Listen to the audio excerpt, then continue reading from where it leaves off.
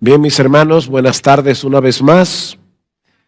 Vamos a pedir al Señor de nuevo su gracia mientras exponemos su palabra. Vamos a orar. Padre, nosotros queremos darte gracias porque tú eres el Rey de Gloria y eres nuestro Rey y eres nuestro Padre. Concédenos ahora por tu Espíritu la gracia de exponer fielmente tu palabra, porque te lo pedimos en su precioso nombre. Amén y amén. Mi hermano, ¿qué viene a tu mente cuando escuchas estas palabras?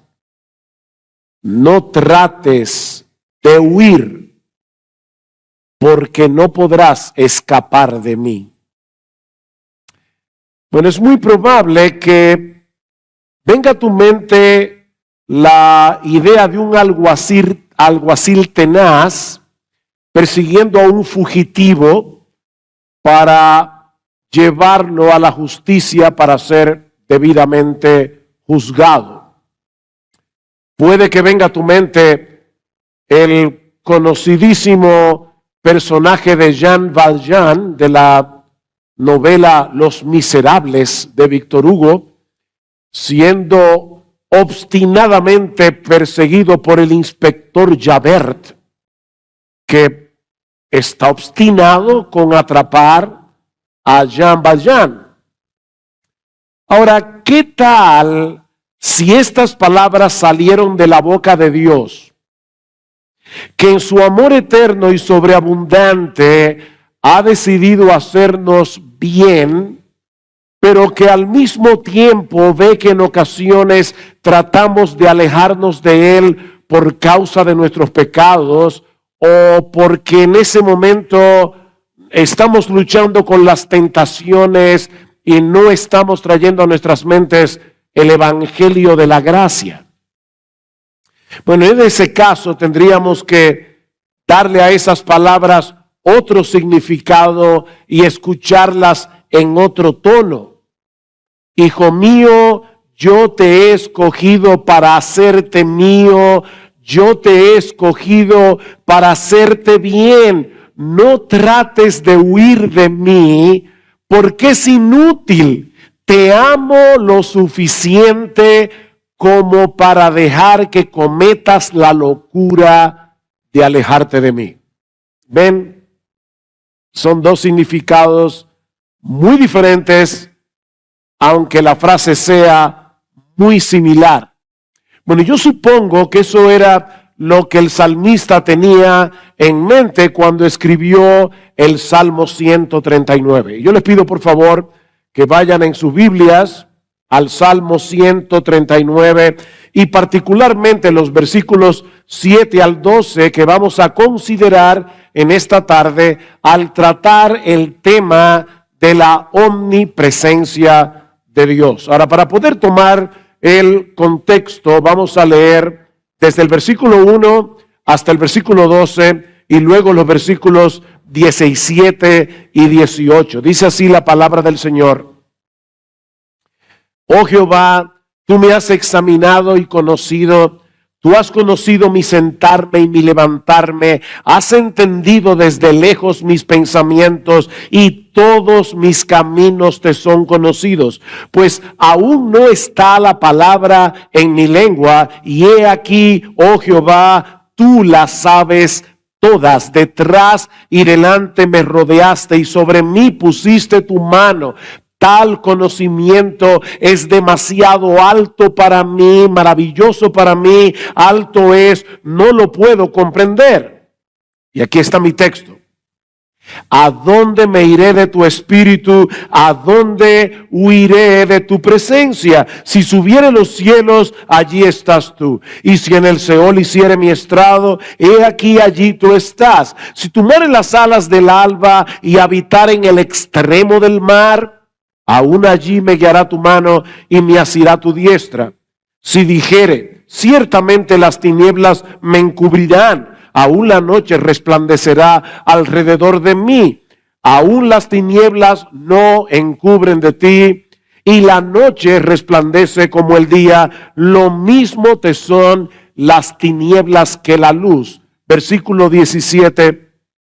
Cuán preciosos me son, oh Dios, tus pensamientos, cuán grande es la suma de ellos. Si los enumero, se multiplican más que la arena. Despierto y aún estoy contigo. Uno de los rasgos más sobresalientes de este salmo es la forma como el salmista aborda el tema de los atributos de Dios. No como una doctrina interesante sobre la que vale la pena disertar, sino más bien como un asunto de profundo interés personal, eminentemente práctico.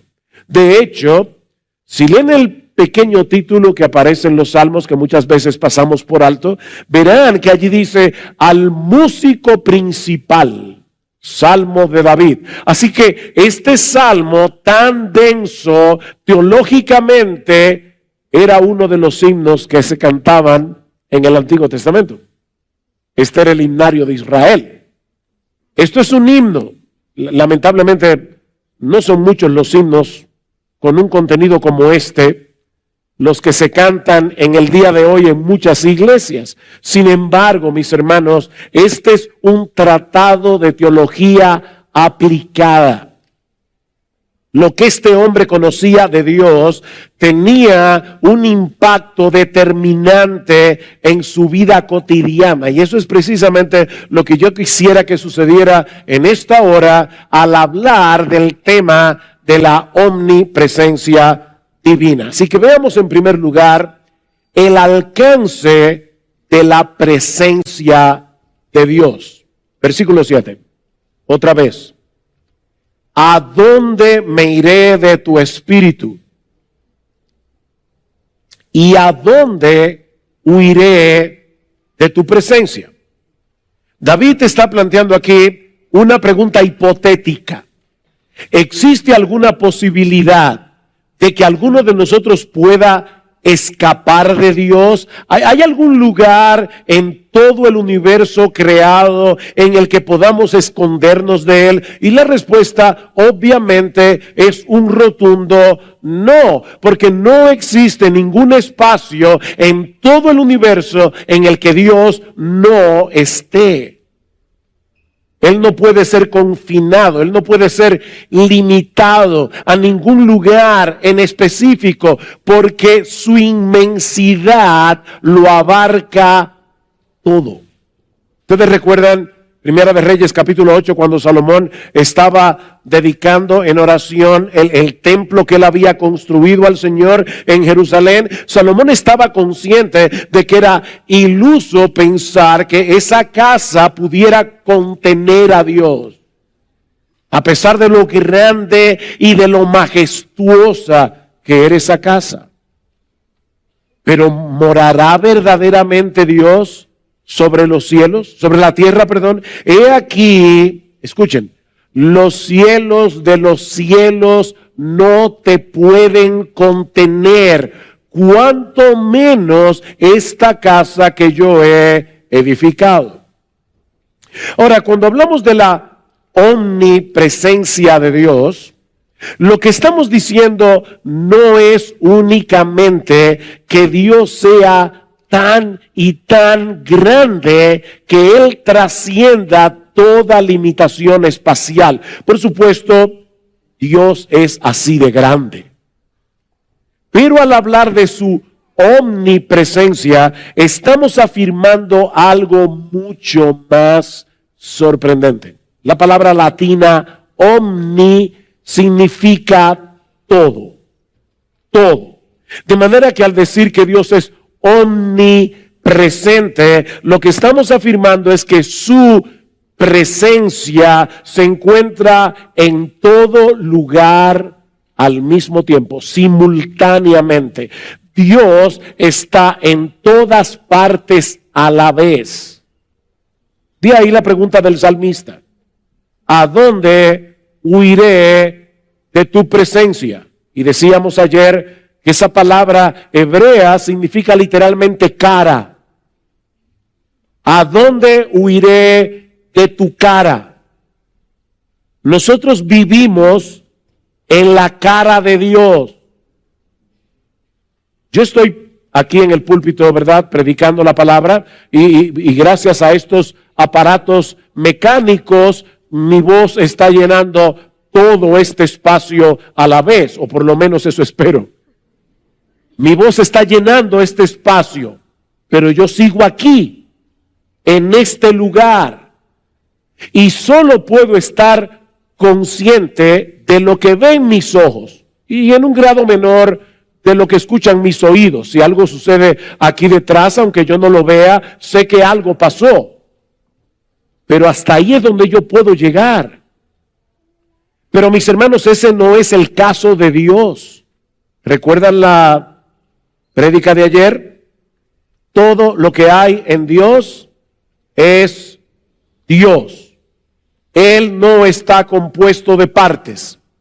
Y por lo tanto, donde quiera que Dios esté, Él está allí con todos sus atributos, con toda su esencia, con todo su ser. Jeremías 23, ¿soy yo Dios de cerca solamente, dice Jehová, y no Dios desde muy lejos? ¿Se ocultará alguno, dice Jehová, en escondrijos que yo no lo vea? ¿No lleno yo, dice Jehová, el cielo y la tierra? Cuando Adán y Eva pecaron contra el Señor, en Génesis capítulo 3, versículo 8, ¿qué quisieron hacer ellos? Ellos quisieron esconderse de Dios. Pero mis hermanos, esto es tan absurdo como lo que hacíamos muchos de nosotros, por lo menos yo cuando estaba pequeño. Uno se acostaba en la noche, en mi pueblo donde yo nací, tenían la costumbre de hacer muchas historias de fantasmas, de muertos que salían por la noche. Y obviamente ustedes se pueden imaginar un niño de 8, 9 años, habiendo escuchado todas esas historias, luego por la noche yo quería esconderme. ¿Dónde me escondía? Debajo de la sábana. Como si la sábana fuera un lugar lo suficientemente, lo suficientemente bueno para esconderse de algún peligro. Bueno, mis hermanos, así de absurdo es pensar que nosotros podemos huir de Dios. Porque Él no solo trasciende el espacio, Él está presente con todo su ser en todo lugar al mismo tiempo.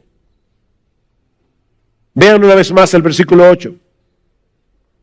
Si subieran los cielos, allí estás tú. Y si en el Seol hiciere mi estrado, he aquí allí tú estás. Este es un intento de escape vertical, ¿verdad? Puedo tratar de subir a lo más alto, puedo tratar de descender a lo más bajo, sería completamente inútil porque Dios está en los dos extremos y en todo lo que hay en el medio. De hecho, noten que 2 veces dice, versículo 8, si subieran los cielos, allí estás tú, todo tú. Y si en el Seol hiciere mi estrado, he aquí allí tú, todo tú, estás ahí. O puedo intentar un escape horizontal, pero el resultado sería exactamente el mismo. Versículo 9, si tomare las alas del alba y habitar en el extremo del mar, aún allí me guiará tu mano y me asirá tu diestra. El sol, ¿verdad?, se levanta en el este y desde la perspectiva de Israel, el mar Mediterráneo se encuentra en el oeste. De manera que si aún fuera posible huir con la rapidez de la luz a cualquiera de los dos extremos, al este o al oeste, sería completamente inútil. Y obviamente David no podía saber que la luz se desplaza en el vacío a una velocidad de 300,000 kilómetros por hora. Pero él sí sabía que ningún objeto se mueve más rápido que la luz. Cuando llegan los primeros rayos de la aurora, la luz se mueve de un extremo hacia el otro con una rapidez sorprendente, asombrosa. Y David está diciendo, si aún fuera posible subirse en uno de esos rayos de luz y tratar de huir lo más lejos posible del horizonte, aún así sería imposible salir del alcance de la mano de Dios. Esa fue la lección que Jonás aprendió a la mala. ¿Recuerdan cuando Jonás quiso evadir la encomienda de ir a predicar a Nínive? Se embarcó en una embarcación para huir al extremo opuesto, a Tarsis, probablemente a las costas de España, pero allí en medio del mar Mediterráneo se encontró cara a cara con la presencia de Dios. Pero el salmista quiere agotar todas las posibilidades. Así que ahora él se pregunta si acaso él pudiera ocultarse de Dios bajo el manto de la oscuridad y de la noche. Versículo 10. Versículo 11. Si dijere, ciertamente las tinieblas me encubrirán, aún la noche resplandecerá alrededor de mí, aún las tinieblas no encubren de ti, la noche resplandece como el día, lo mismo te son las tinieblas que la luz. Mis hermanos, todo intento de escapar de Dios es inútil. Porque Dios no solo trasciende el espacio, sino también la luz y las tinieblas.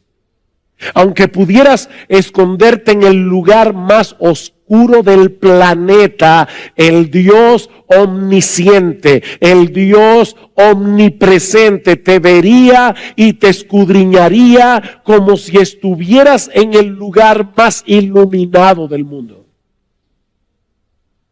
Dice el salmista en el Salmo 98, has puesto nuestras iniquidades delante de ti. Oigan esto, hermano, nuestros pecados secretos a la luz de tu presencia. ¿Tú crees que alguna vez has hecho algo de lo que nadie se enteró? Bueno, ese nadie es relativo. Porque si hubo alguien que se enteró, no podemos ocultarnos de Dios. Es imposible. ¿Qué dice Pablo a los atenienses en Hechos capítulo 7, versículo 28? Porque en Él vivimos, nos movemos y somos. Todo el tiempo estamos en la presencia de Dios. Dice el autor de la carta a los Hebreos capítulo 4, versículo 13, que no hay cosa creada que no sea manifiesta en su presencia, antes bien todas las cosas. Pastor, ¿y qué significa en griego todas las cosas? Todas las cosas. Todas las cosas. Todas las cosas, incluyéndote a ti, incluyéndome a mí, están desnudas y abiertas a los ojos de aquel a quien tenemos que darle cuentas. Decía C.S. Lewis, podemos ignorar la presencia de Dios, pero no podemos evadirla. El mundo está lleno de Él. Y me encanta esta frase. Dice Lewis, Él anda por todas partes de incógnito. No lo ves. No te apercibes, pero Él está ahí. Ahora, si somos creyentes, ese intento de escapar es innecesario. Porque yo me imagino que ya algunos deben estar aterrados. Ese intento de escapar, si tú eres creyente, es innecesario. Porque ese Dios omnisciente, ese Dios omnipresente, es ahora nuestro Padre por causa de nuestra unión con Cristo. Todos los que hemos sido perdonados, reconciliados en Él, no tenemos motivos para vivir aterrados por el hecho de vivir en la presencia de Dios. Sí debemos vivir en temor reverente, pero no aterrados. Si eres creyente. Si no eres creyente, tiene todas las razones del mundo para vivir en terror. Pensemos por un momento en una pareja de esposos que se aman intensamente. Los dos quieren vivir el uno junto al otro todo el tiempo. Yo no me imagino a un esposo que ama intensamente y genuinamente a su esposa pensando de esta manera: ¡qué fastidio con esta mujer! Quiere estar conmigo todo el tiempo y no me deja tranquilo para poder mirar a otras mujeres. ¿Qué les parece? Bueno, mis hermanos, así es de absurdo el hecho de que alguien profese ser creyente, profese conocer al Dios lleno de gracia, al Dios lleno de bondad, que en Cristo ha venido a ser nuestro Padre, pero al mismo tiempo quisiera mantener a Dios lejos o por lo menos a una distancia prudente para poder pecar tranquilo. Para el creyente no existe un privilegio más grande ni un consuelo más profundo que el hecho de saber que estemos donde estemos, en las circunstancias que sea, estamos en la presencia de Dios. Versículo 10. Aún allí me guiará tu mano, aún allí me asirá tu diestra.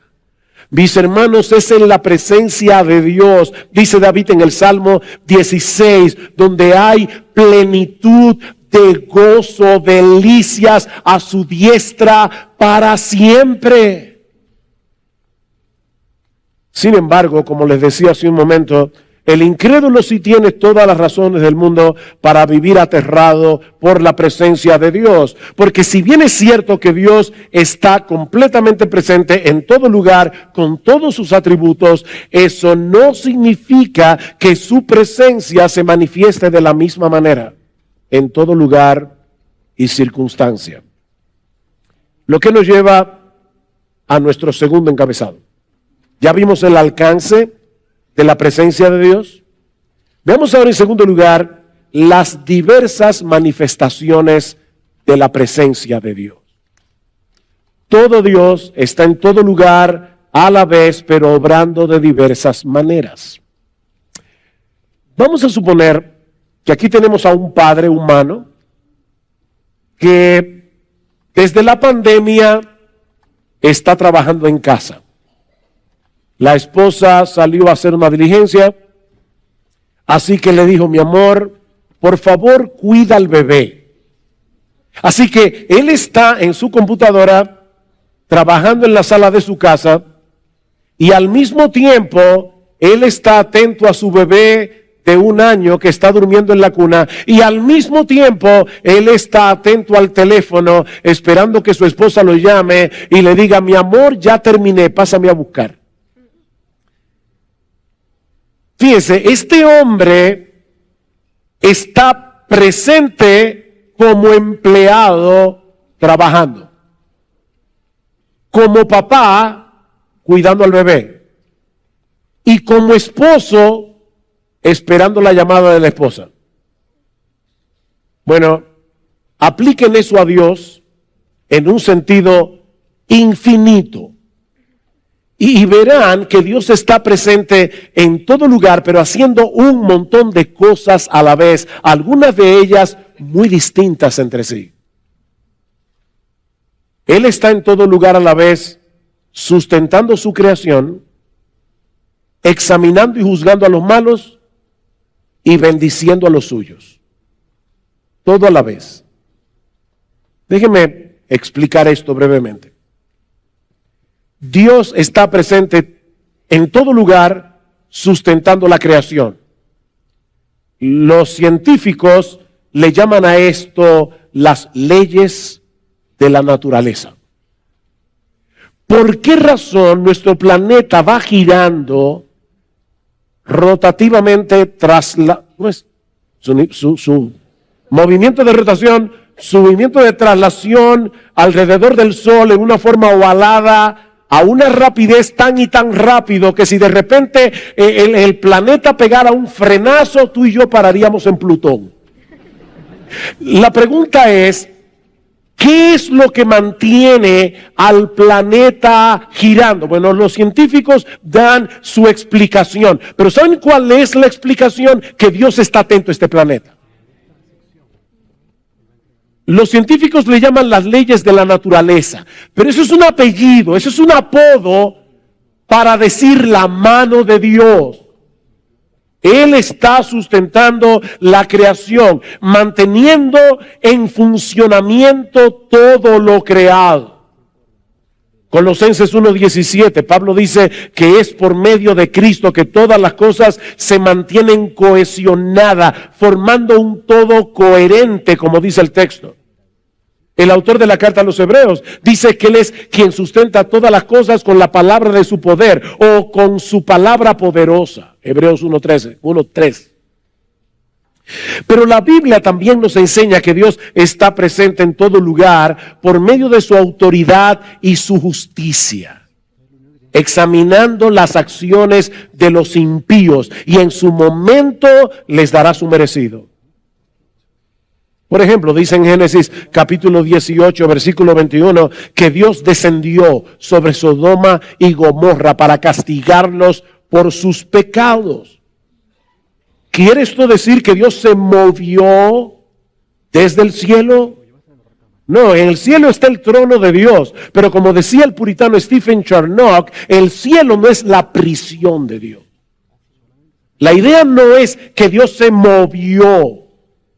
Esto es lo que se conoce en la Biblia, ¿verdad? O en teología, mejor dicho, como un antropomorfismo. Dios usa palabras, ideas, metáforas, para que tú y yo, seres humanos limitados, podamos entender a Dios. Decía Juan Calvino que Dios balbucea en su palabra, para que tú y yo podamos entender. ¿Usted ha visto esos padres que a los niños de 1 año...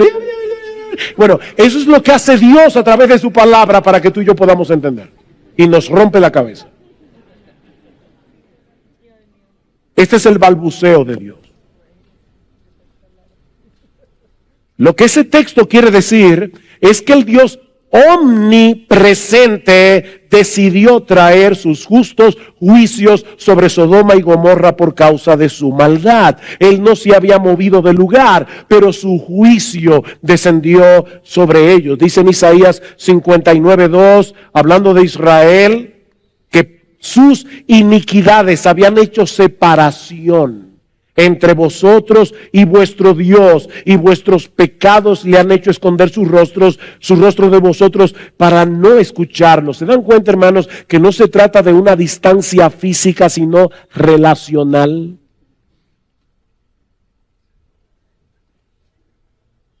Hace unos años estaba dándole consejería a un par de esposo, esposa, que estaban muy mal entre ellos. Y los dos estaban sentados en un sofá, ella lo más pegada de este lado, él lo más pegado de este lado. Dos esposos pueden estar en el mismo lugar, en la misma habitación, en el mismo sofá y estar a kilómetros de distancia, relacionalmente hablando. Es una distancia relacional. Y eso es lo que está sucediendo aquí. Los israelitas querían la bendición de Dios, pero no querían arrepentirse de sus pecados, no querían dejar atrás sus iniquidades, y eso había hecho una separación relacional entre ellos y Dios. Así que Dios está presente en toda su creación, gobernando su creación. Él está presente en todo lugar, examinando y juzgando a los malos. Pero la mayoría de las veces en que la Biblia habla de la presencia de Dios, lo hace para hablar de cómo Dios está en medio de su pueblo para bendecirlo. Casi siempre en la Biblia se asocia la presencia de Dios con la bendición de Dios.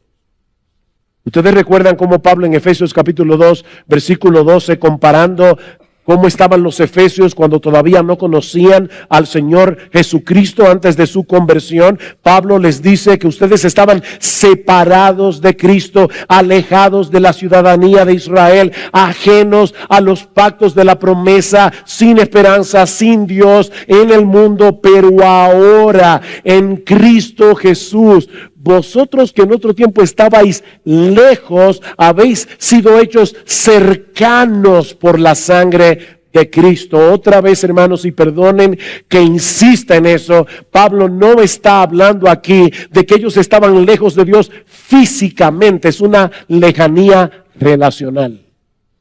Y ahora estaban cerca.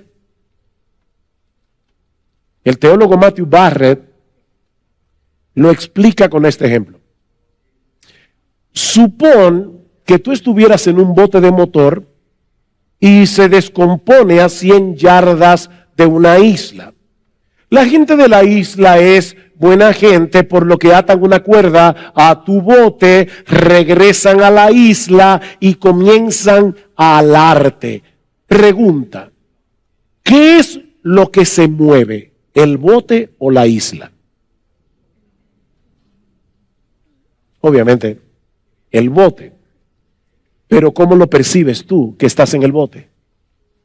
Que la isla se está acercando cada vez más. Bueno, mis hermanos, es lo mismo que ocurre con el Señor. Él es la roca inconmovible de los siglos. Pero mientras tu bote se mantenga anclado en Él, vas a poder ser arrastrado, dice Matthew Barrett, arrastrado a la seguridad de la roca en medio de la tormenta. Dios no se mueve, pero Él te hace percibir su presencia en una forma muy especial. O como dice Stephen Charnock, otra vez, no es Dios el que se acerca, somos nosotros los que somos atraídos hacia Él. Isaías 57:15, porque así dijo el alto y sublime, el que habita la eternidad y cuyo nombre es el Santo. Yo habito en la altura y la santidad y con el quebrantado y humilde de espíritu, para hacer vivir el espíritu de los humildes y para vivificar el corazón de los quebrantados.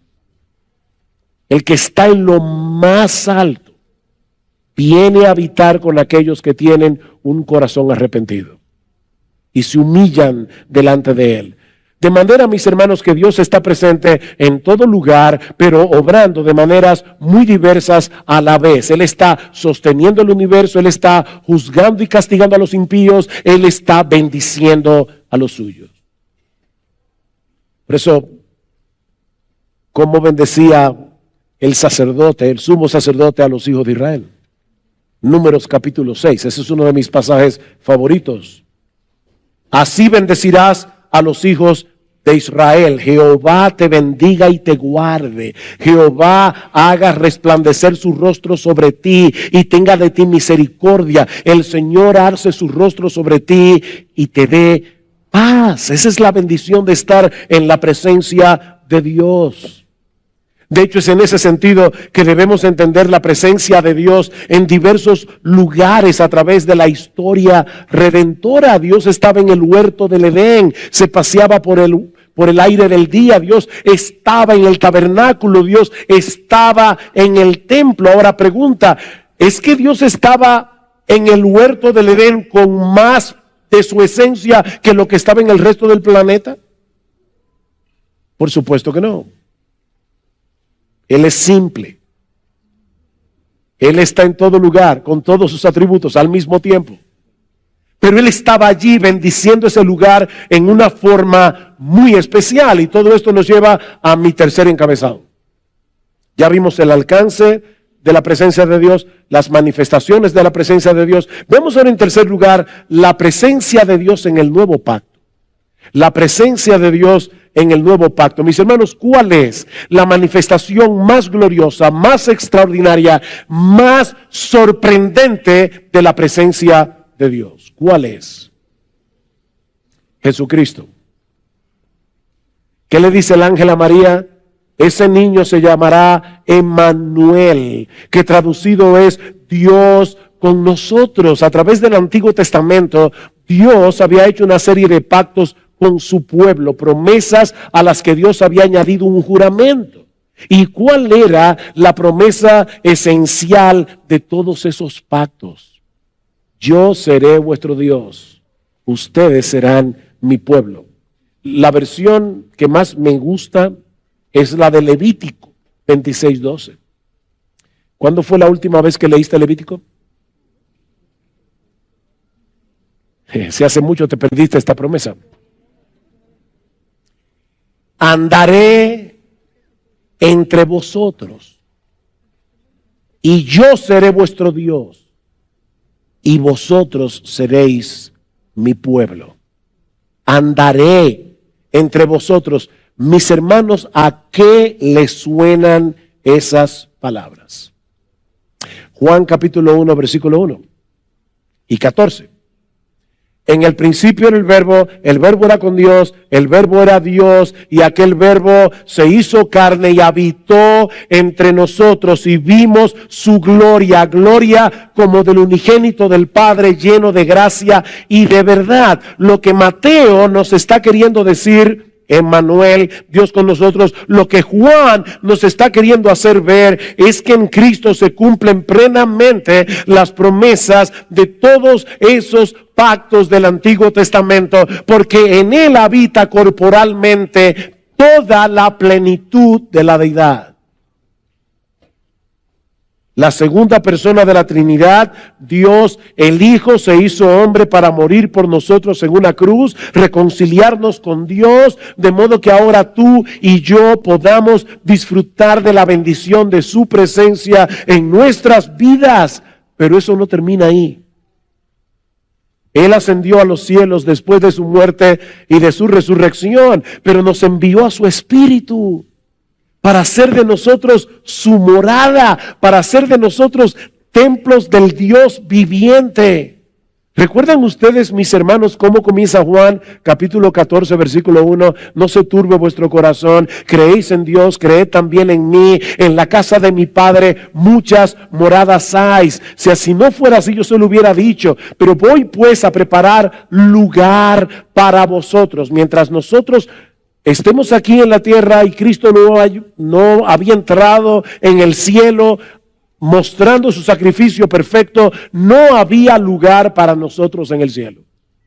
De paso, por favor, no se imaginen que Dios, que el Hijo, el Cristo, subió con una cuadrilla de obreros para hacer una casa para ti y para mí. En la casa de mi Padre muchas moradas hay. Ya esas moradas estaban allí, pero no había lugar ni para ti ni para mí hasta que Cristo entrara en la gloria con su sacrificio perfecto por ti y por mí. Pero ¿qué sigue diciendo el Señor? No os dejaré huérfanos, vendré a vosotros. ¿Cómo vendré a vosotros? Por mi Espíritu. Yo les enviaré mi Espíritu. Así que mi Padre le amará y vendremos a Él y haremos morada con Él, si tú eres uno de sus hijos. En otras palabras, Cristo está diciendo, yo voy al cielo a preparar un lugar para vosotros en las moradas de mi Padre. Pero en lo que ustedes llegan a esas moradas, yo voy a traer la morada a tu corazón. Dios mora en nosotros por su Espíritu.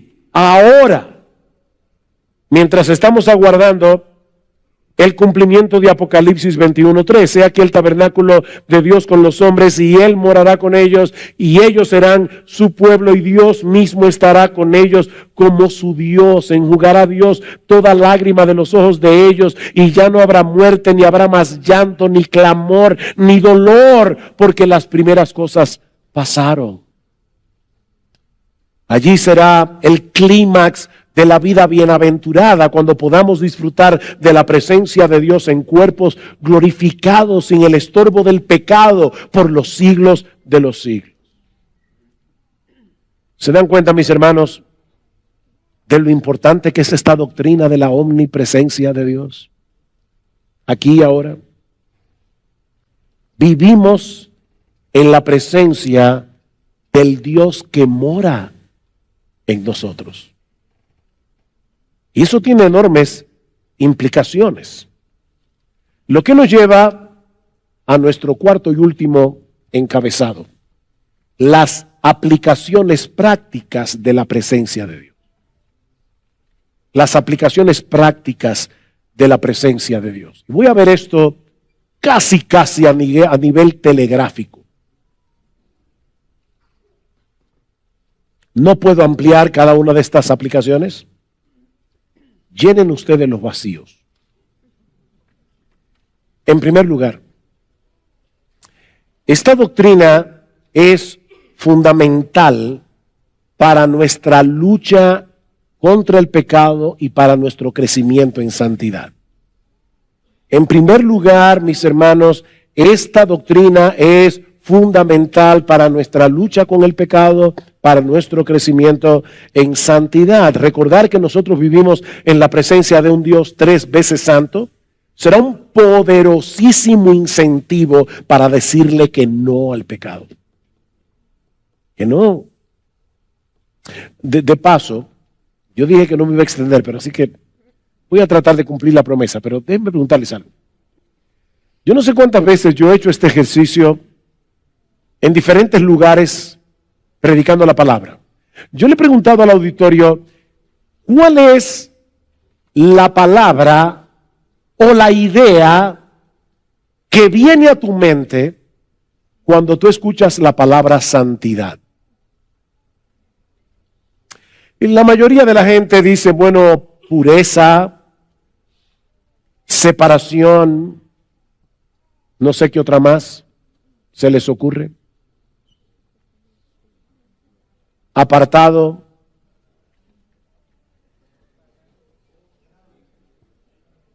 Limpio. ¿Saben que la mayoría de las veces que yo hago este ejercicio, casi nadie dice alegría?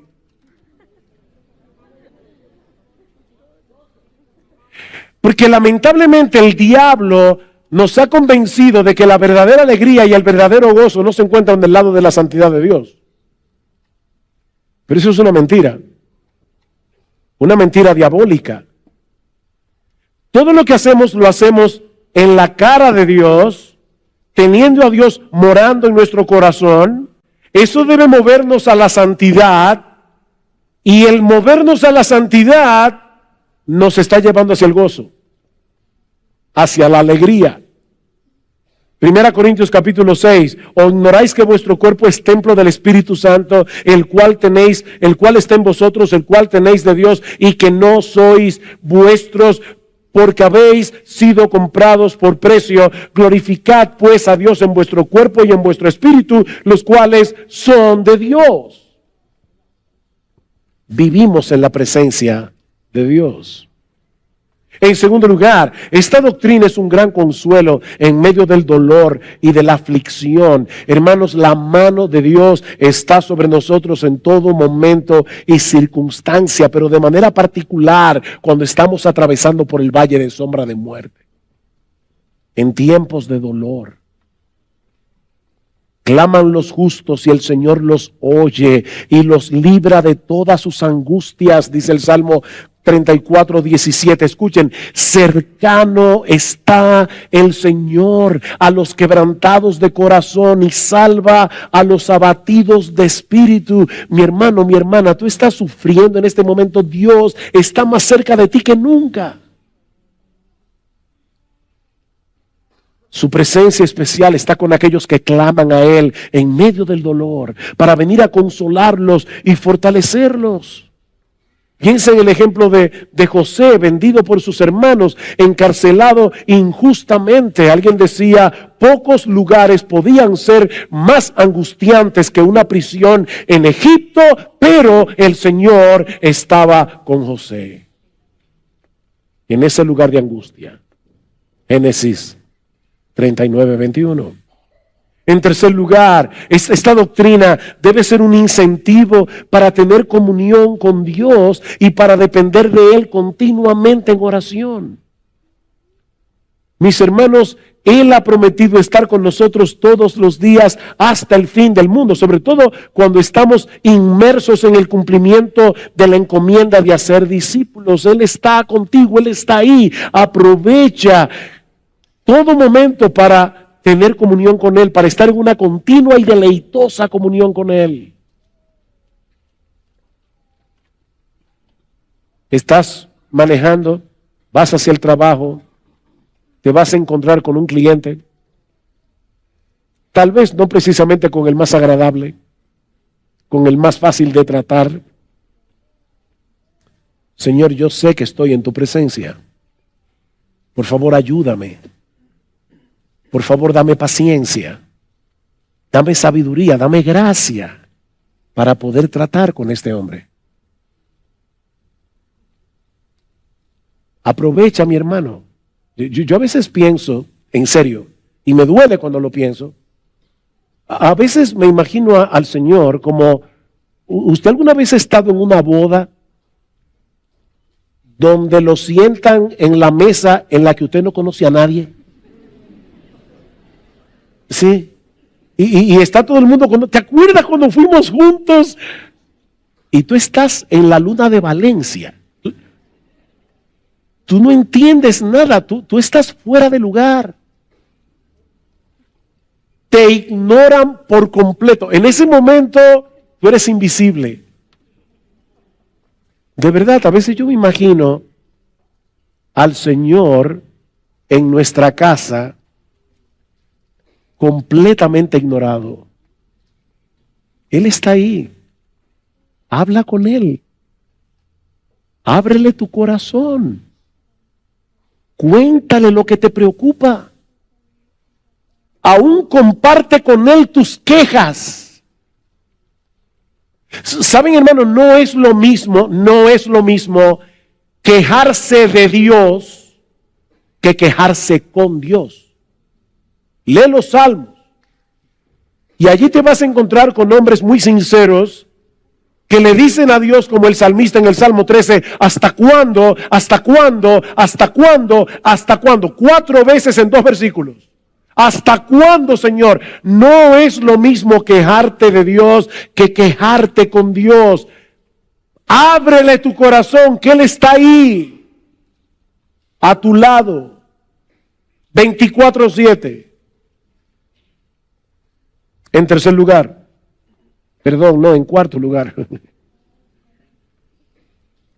la omnipresencia de Dios debe ayudar a los creyentes a luchar con el temor. A luchar con el temor. Alguien ha dicho, donde quiera que las pruebas te encuentren, escucha su promesa. No temas porque yo estoy contigo. No desmayes porque yo soy tu Dios que te esfuerzo. Siempre te ayudaré. Siempre te sustentaré con la diestra de tu justicia. Siempre. En quinto lugar, el hecho de que Dios manifieste su presencia especial en medio de su adoración y de su palabra debería traernos con expectativa a adorarle junto a su iglesia cada domingo. Cada domingo. La iglesia congregada es la casa del Dios viviente, dice Pablo en 1 Timoteo capítulo 3, versículo 15. Y no es que haya más presencia de Dios en el edificio de la iglesia que fuera de ella, pero Dios viene a bendecir a su pueblo por medio de su palabra cuando nos reunimos en su nombre, en su día. Y ¿saben lo que es todavía más sorprendente? Cristo está en medio nuestro, acompañándonos en nuestros cantos. Pastor, ¿y de dónde usted saca eso? de Hebreos capítulo 2. Dice en Hebreos capítulo 2, Cristo citando, o el apóstol, aquí el autor de Hebreos, citando el Salmo 22, dice Hebreos capítulo 2, versículo 12, dice que el Señor está allí diciendo, anunciaré a mis hermanos tu nombre, ese es Cristo, en medio de la congregación te alabaré. En medio de la congregación te alabaré. Edmund Clowney dice al respecto, hablando de este texto, por la presencia de su Espíritu, el Señor mismo está presente en su congregación mientras adoramos. En la congregación, dice Clowney, Jesús canta las alabanzas al Padre. ¿Te imaginas eso? Nosotros estamos allí cantando y Jesús está ahí al lado tuyo, cantando junto contigo.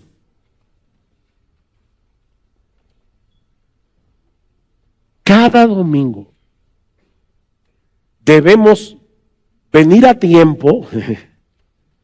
¿Tú eres de los que llega tarde al culto? Recuerda, se puede tener excusas para llegar tarde, solo que deben ser aceptadas por el que te invitó. Y el que te convocó fue Cristo mismo.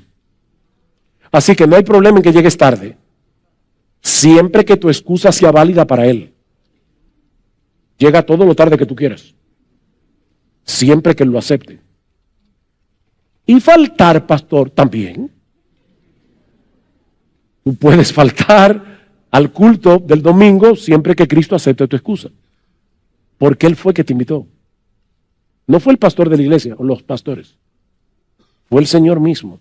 Y recuerda, Él está allí esperando que comience A mí me sorprende que Dios, el Dios de los cielos, nos diga, pongan ustedes la hora, yo voy a estar ahí.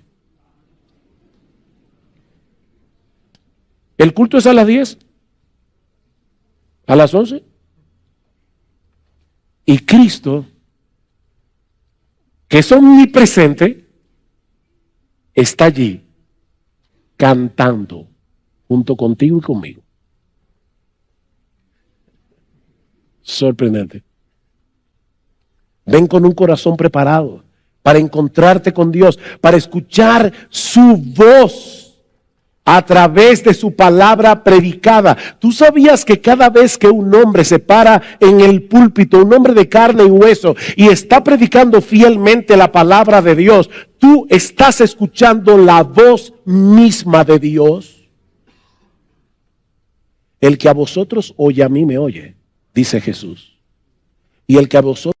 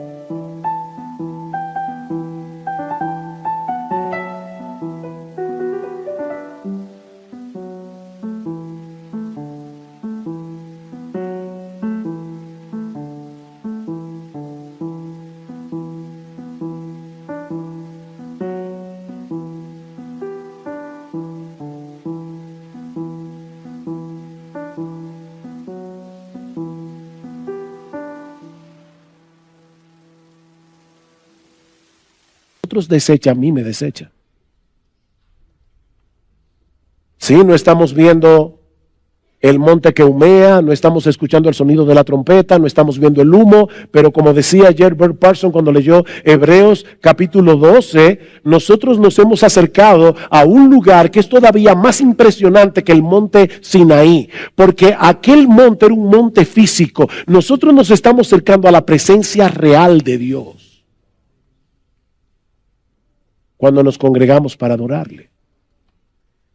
Jehová dijo así: el cielo es mi trono, la tierra el estrado de mis pies.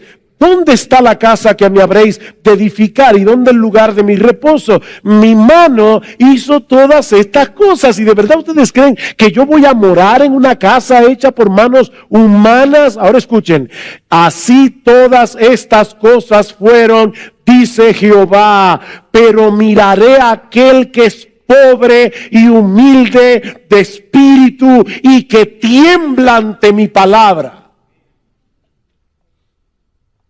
Él está allí con aquel que tiembla ante su palabra. ¿Quieres disfrutar de una íntima y comunión con el Dios omnipresente? Acércate con un espíritu humilde, con un corazón sensible para escuchar su voz a través de la exposición de su palabra, no como un mero oidor olvidadizo, sino como un hacedor obediente, y comenzarás a experimentar un anticipo de lo que será estar en su bendita y gloriosa presencia por los siglos de los siglos. Amén. Gracias.